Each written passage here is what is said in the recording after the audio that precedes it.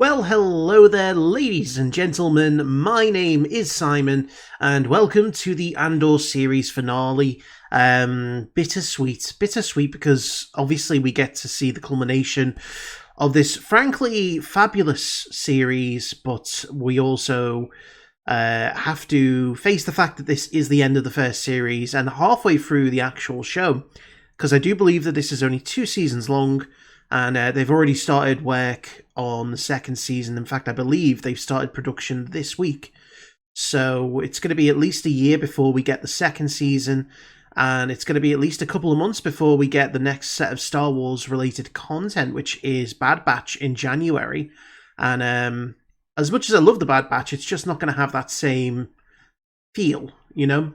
I think Andor has been like the perfect live series length, 12 episodes, not too short and condensed like Obi-Wan was, but it doesn't kind of drag on like maybe some of those old Star Trek series used to do with their 26 episodes.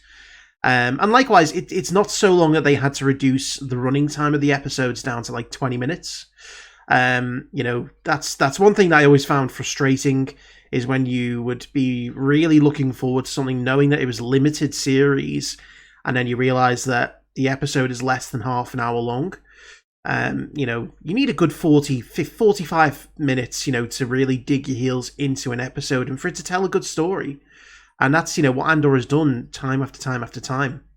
And kind of reflecting back on the series, I'm now realising, like, how much death and depression has been, but I don't feel that. I feel giddiness and joy whenever I've watched, the show. You think about, all the people who have died, all of the, fascist, kind of movements that we've seen, the fact that Ferrix has been overtaken by the Empire. The whole series started off with, 2 security guards abusing their power and getting their comeuppance for it. But since then, we've lost Marva last episode off screen, which, we'll get, and yet some people didn't like, some people did. I think it was a good way of showing it was through B's perspective, very much treating him like a child. That's something I particularly enjoyed. We had, obviously Kino, we didn't know if he survived or not, and so that's kind of a bit of a depressing note to finish his story on, if that is the end. Nemec, the guy who we were all rooting for during that particular arc, who had such a bright-eyed and determined vision for the future, gets crushed and, dies ultimately for the rebellion. So there's been, a lot of depressing, and, obviously Bix has been tortured to the point where her mind is mush. So there's been a lot of depressing, death and destruction in the show, but it just kind of has a different vibe. I don't know if it's because it's a bit more gritty and it focuses a lot more on the real world aspect of everything, so we're a bit more accepting of it. Because I don't know about everyone else, but I've really connected with all those characters I've just mentioned. And I've been really sad to see them go. But I think likewise, you look at some of the other characters they've introduced that have been, Kino himself was an amazing character. And so is a lot of other people who've been introduced. Luthen has been amazing, and he's very much, I think, the heart of what the rebellion is going to be. And without him, there is no Cassian. But we're on the final episode, and I guess the only thing that we really know is all roads lead to Ferrix, because everyone seems to be on their way. Cyril stealing money from his mum to go to Ferrix. Luthen is clearly going to be going there because he's been tipped off that the funeral is happening.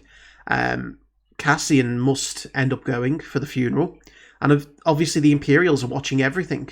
So, the only things that we haven't seen so far in the trailer are the bits with the Death Troopers, which, says to me that there is going to be some shenanigans going down. I don't really know who's going to survive. The only person who's got a free pass right now, or the 2 people who've got free passes, are Mon Mothma and, Cassian himself, because they're the only 2 that we know for a fact survived to the rebellion. And, I don't see Mon Mothma doing anything extravagant, to be honest, because her turn doesn't happen until much later down the line with the Gorman massacre. So, her story is pretty much going to stay that. In fact, I wouldn't be surprised if we didn't see her at all. That would be my expectation, because, you know, we've kind of reached a pinnacle of her story for this season where, you know, everything's kind of culminated for her in that realization of she's sacrificed so much for the rebellion, including her family, and it's had repercussions. There goes Zuko. Just jumping around. So yeah, we're going to jump in. We're going to see what happens. So yeah, enjoy. Before anyone asks in the comments, I am aware that there is a post-credit scene. Or, yeah, post-credit scene. Ooh! I love those shuttles.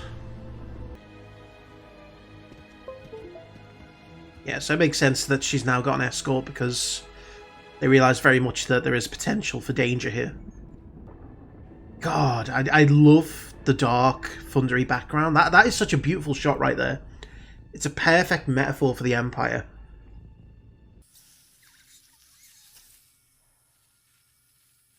I think he's making something. Is he making a bomb? Do me a favor, keep it that way. Yeah, I think he's going to sell out to the Empire.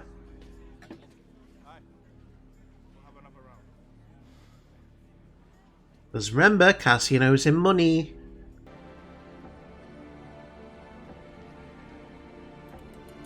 It's funny how this kid is essentially going down the same path that Cassian went down in terms of losing a parent to the Empire. Where would I get the money? That's the question that scares me the most. Oh, we do know that he's been meeting with the mobster. On that we can agree. I had to follow. I'm getting ready, Val. She's smart, but she's being consumed by the cause. You did the right thing. We have to get there first. Now don't look down, don't look past the rust. Not us though, eh? Yeah. Eyes open. It's very much like the Empire. They don't look down past, Just need to get this cleaned up before Marvel finds us doing this in the house. you know, the rust. I know. It's good to see you. What are you doing? Seems like everyone loved Marva, which I think is a nice thing. Sell it. I love the sense of community on Ferrix. Wait. Remember this. God, look at that shot. It's a pure idea. It occurs spontaneously. Then there will be one too many. One single thing will break the siege. Yep. Remember this. Try. God, that's such a good monologue. God, I love this culmination of the rebellion and the Empire. Again, we've not seen much of it at all this season, and now it's all come together. You can close out your Anto-Krieger files. How many attacks? Oh, it's the attack on The bodies. It's over. Steer God. Walked right into it. It was over before they started. There he is. Oh, they're together! They brought the sergeant.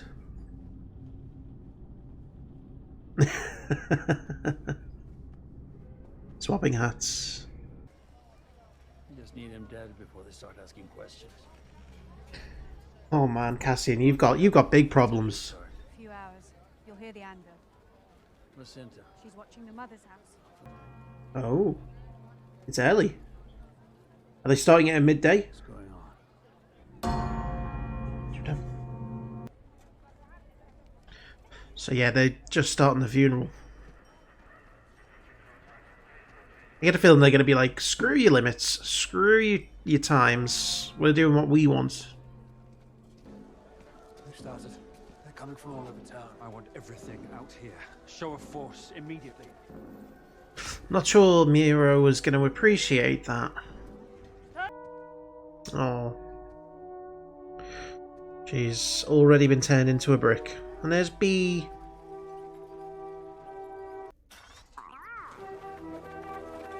Oh, I love that tone change.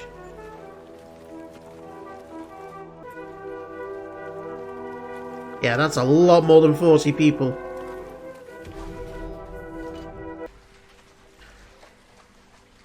They've drawn them all out onto the street, away from the hotel. I think that's the plan here. Get everyone away from the hotel, he can get in. That's the old drain under the hotel, which Marva wants to check.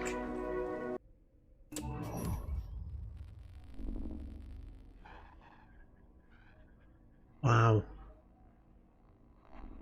That's her in her Daughters of Ferrix uniform. My name is Marva Carassi Andor, or even be remembered. It's because I want you to go on. I want Ferrix to continue. In my way, Even in death, she's pushing a rebellion. comforts me most. Because we had each other. We had Ferrix. Damn, that's a shot. Perhaps it's too late. Jesus. Look at the intensity. I love it. Do it again. These bastards. Yes. Don't you dare. Fight the Empire. You bastard. Kick him. Yeah. Fuck him up. Oh, Jesus. He's using a stone to literally beat the Empire. I love it.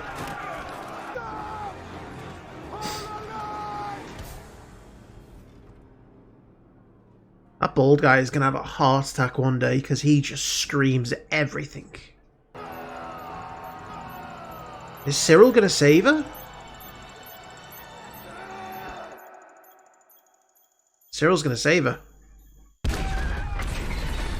Ooh, oh, Jesus Christ. He was looking right at that.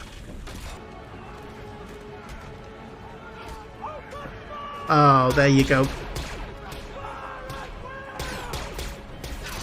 I told you it was only a matter of time. Has he got a droid on? Oh, God. I really don't want him to die.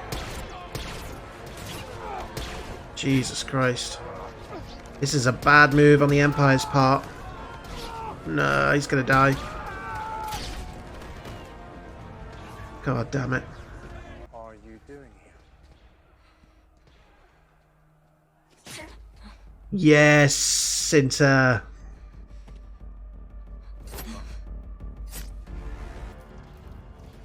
Yeah, he got a blast to the face.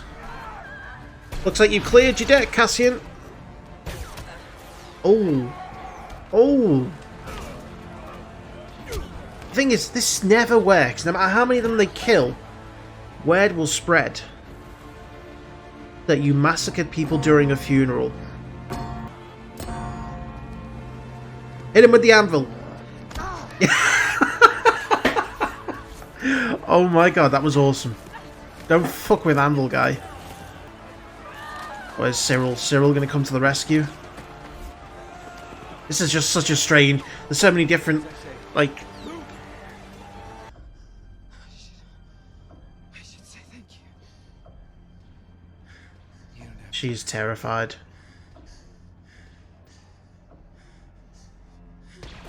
They're a perfect fascist couple. It's not mine. Gotta say, Vel, I'm not quite sure what you really see in Cinta, but...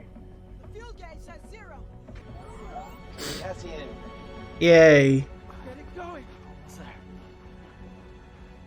B's gonna be so happy. Help her up. Rosa. She's coming around. Come on. Let's get moving. I love that they're escaping together. Lean, you understand? Yeah. You're not coming. Oh. Not to baby. I never got to see you. Oh. Take care of Biggs until I get there. Well, Luthen made it away. Surprised Luthen was only an observer. He didn't actually see Cassian, get involved. Maybe that's all he needed.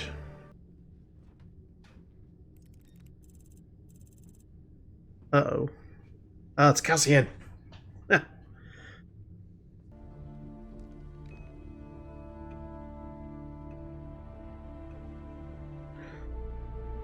Oh, thank God. I was like, please don't kill Luthen.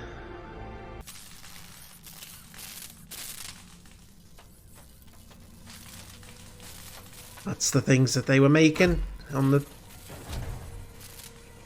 Yeah. It's the Death Star, isn't it? Yep.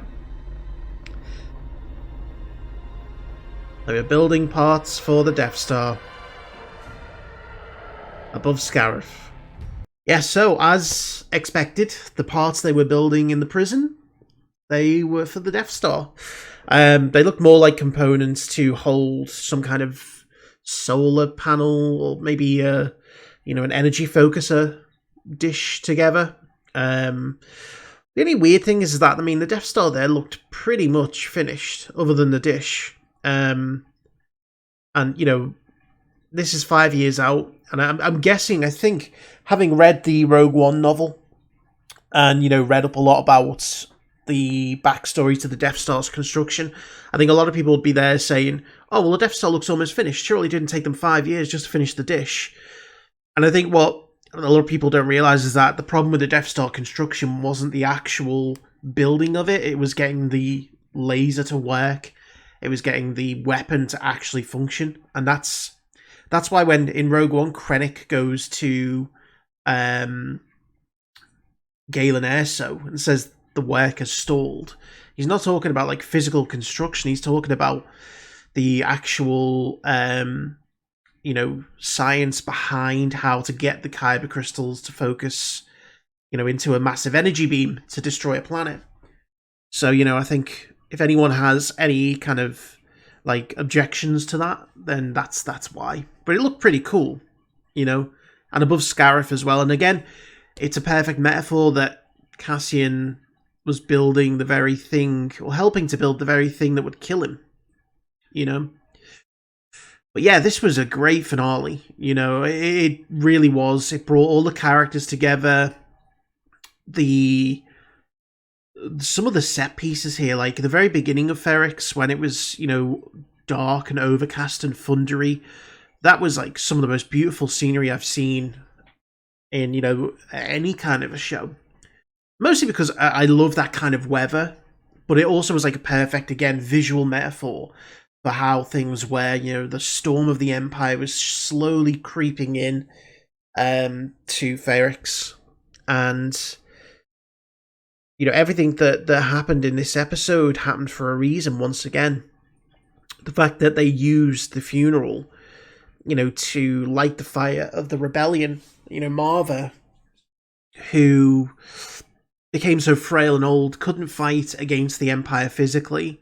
She uses her death as a spark. And one of the best things that I thought was when Brasso used her brick to, smash one of the stormtroopers in the head.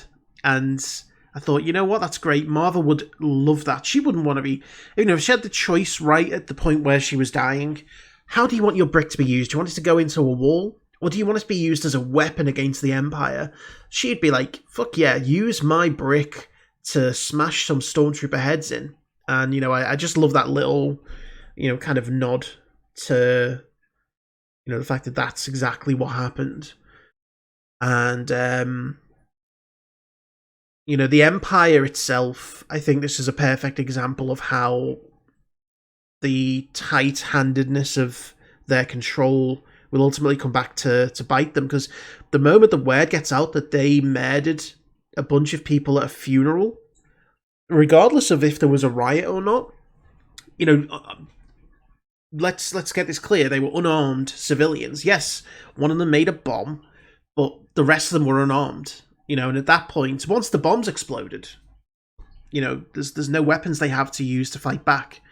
And so the moment that news starts to spread, then the rebellion begins to, spread itself, because people will take that and use it. And it's a rod for the Empire's own back, because they didn't have to go that far. But again, it's as Nemec's fantastic monologue. There was, again, a couple of really fantastic monologues here, not just Marva's, but Nemec's manifesto. Talking about how even if you feel alone, there are whole battalions out there that don't realize that they are the frontier of the rebellion, and that the rebellion is everywhere, and that, you know, essentially the Empire is unnatural, and that's why they have to grip so hard, because the slightest crack and it'll all start falling down. And, you know, that's eventually what will happen. And it's just a great kind of philosophical lesson for totalitarian in general. You know, 99% of people do not like being controlled. And overwhelming force can only, you know, be effective for so long before cracks start to appear, either because people start to organize and become stronger, or because you become more complacent and you start to loosen the grip. And then all it takes is, it's like a domino effect. It takes one crack for the whole thing to come crashing down. And Nemec realized that from the start. And, you know, I really want to see more of that manifesto in season 2, because I think it's a great guide to how to at least motivate a rebellion, you know? It's, you know, there's a lot of philosophy behind it all, and I love it. It's a great, you know, example of how to motivate, you know, people to fight. But the whole episode, I mean, I just love that it took place, you know, in that one place, Ferrix. Ferrix has become one of my favourite locations. Not just because of, you know, the design of it, but the people, the community, the sense of community there. Everyone knew everyone. Everyone loved Marva, you know, and it was just a warm feeling. It's like, I want to be a part of that kind of community. You know, that's what the galaxy should be. You look at Ferrix, it's warm, it's, you know, friendly, there's a lot of love there, people look out for each other. And then you look at the Empire, it's cold, brutal, people look out for themselves, you know. That it's just the two opposites completely. I did think at one point Cyril was going to die. I thought Cyril was going to sacrifice himself when the bomb blew up to save Deidre Miro. And as it turns out, he didn't, but he did save her from the baying crowd, which, you know, I loved her performance in that moment, because you can see how terrified, as if everything just came crashing down for her. You know, she suddenly realised what she was up against, and that she's vulnerable. And I think the whole experience did shock her to her core. And where their relationship goes, because again, I don't know, I don't want to think that it's going down a relationship road, but you can't help but feel that that might be the case. Certainly from Cyril's side, I definitely feel like he's become obsessed, because I don't know, he must have this thing for you know, people who have the same ideals as him. And, you know, I guess maybe he sees a lot of himself in Deidre Miro. And, you know, she obviously didn't have much time for him at the start, but maybe she'll start to, you know, not necessarily take a fancy, but, you know, sympathise with him more, and things will go from there. I'd like to see their relationship remain a bit of a separated one. The stuff that went on at Coruscant, you know, I'd said that I wouldn't be surprised if we didn't see Mon Mothma, but, you know, we got a fair amount. You know, clearly the relationship between her and Perrin is a strained one, and Perrin now realising that he has a gambling problem, you know, and her saying, I'm scared of where you get the money from. And we know that, you know, that gangster said he'd met her husband several times, and it does make you think, did he borrow money to gamble? You know, any kind of, I suppose, you know, the Empire is going to look to expose any kind of flaw that Mon Mothma might have. And if her husband gets into gambling debts, they can twist that and use that. So, you know, her story next season is going to be an interesting one. I think definitely we'll see more emotional distress, but I think we'll start to see her mold into the leader of the rebellion and realize more and more that she now has to make the choice between, you know, keeping that family life together and going and being the rebel leader. But this series as a whole has been great. You know, what started off in the very first few scenes of you thinking that this show was going to be about Cassian finding his sister, You know, they completely flipped that on its head, and, you know, his sister has never really been mentioned other than that one scene with Marva, where she said for him to stop looking for her. You know, it's been completely flipped so many times to show you so many different people's journeys. And, you know, it's just been so well paced, so well written, so tense. And for me, the characters have all been super relatable. You know, everyone's had a different kind of personality. Even if you look at someone like Cinta, you know, Cinta and Vel are an interesting couple because obviously we're seeing them at probably their most strained. And, you know, I said in the reaction, I don't know what you see in Cinta, Vel. But again, you know, we don't know what their early relationship was like, and Cinta is clearly in that zone where the only thing that she can see is the Empire. And that is causing a lot of strain on, you know, their relationship. And I think, you know, whether that relationship suffers now for it, I wouldn't be surprised, you know. It's the reality, unfortunately, of, you know, war and oppression. It does tear people apart, even if they don't intend it to. And it's simply because it changes people, you know. You know, so, and like I say, there's just so many different, you know, character motivations that have gone through the show, you know. I'm glad they didn't kill Luthen at the end. Luthen, you know, who didn't have as much of a part to play in this as I'd thought in the finale, which, you know, again, I think was pretty good in the end because it showed that you don't have to necessarily be fully involved to, you know, have an impact. You know, at the very end there, I'm thinking, oh god, he's going to kill Luthen and steal his ship. But no, he convinced Luthen to, you know, take him on. And that's the building blocks, I think, of a bigger rebellion. And now I can't wait for season 2. It's just going to be so good. I know it's going to tie in with Rogue One, so I expect a bit of a time skip. I expect, you know, that things will have developed, and it might even be a case of we might not necessarily see characters like Brasso and Bix again, you know, because the story's moved on from them. You know, we know that Cassian doesn't get to have a successful romantic life, or a life at all, really. Zuko's rubbing himself up against the boom stand, and it's probably going to be making noises, so I do apologise. But yeah, fantastic show, fantastically written, fantastically paced, great characters. You know, everyone's entitled to their opinion, but I don't get people who say this show is boring. Like, I'm bored of the flashy lightsabers, the, you know, the constant pew pew battles. You know, it's like when I look at, you know, things like Game of Thrones, my favorite parts of that show are the political intrigue, not the battles. The battles are great. You know, don't get me wrong. I love the fact that, you know, they can display those battles and you are in it in the moment. And, you know, don't get me wrong, Star Wars has been great for that in the past. You know, I love the Battle of Endor and Rogue One space battle, but ultimately, when it becomes the same thing over and over and over again, you know, we got it with Mandalorian, Book of Boba Fett, you know, the whole of the Clone Wars series.